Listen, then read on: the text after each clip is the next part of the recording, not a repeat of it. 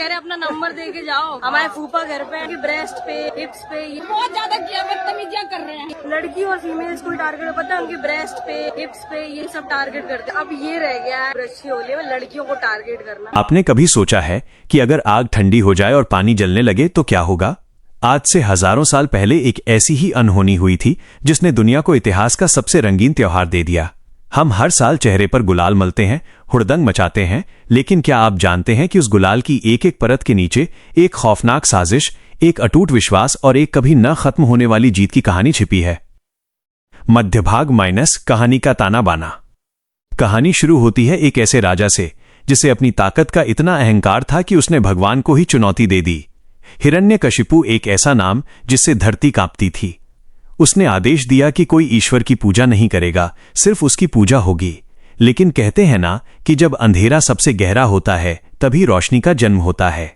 उसके अपने ही घर में जन्मा नन्हा प्रहलाद, जो नारायण का नाम जपता था। अब सोचिए, एक बाप अपने ही बेटे को मारने के लिए किस हद तक जा सकता है। उसे पहाड़ों से फेंकवाया गया, हाथियों के पैरों तले कुचलवाने की कोशिश की गई, जहरीले सांपों के कमरे में बंद किया गया, लेकिन हर बार मौत हार गई और प्रहलाद की मुस्कुराहट जीत गई। फिर आई वो खौफनाक रात जिसका नाम आज भी हम होलिका दहन के रूप में लेते हैं। राजा की बहन होलिका, जिसे वरदान था कि आग उसे छू भी नहीं सकती, वो प्रहलाद को गोद में लेकर धधकती चिता पर बैठ गई।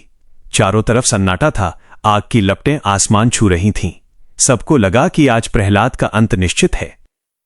Climax minus the turning point. लेकिन तभी प्रकृति ने अपना नियम बदल दिया।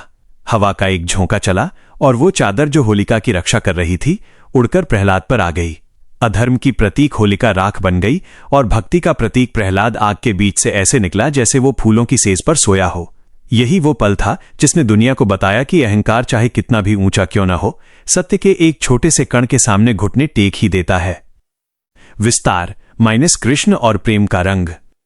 पर ठहरिए, होली सिर्फ जीत का त्योहार नहीं है, ये तो प्रेम का उत्सव भी है।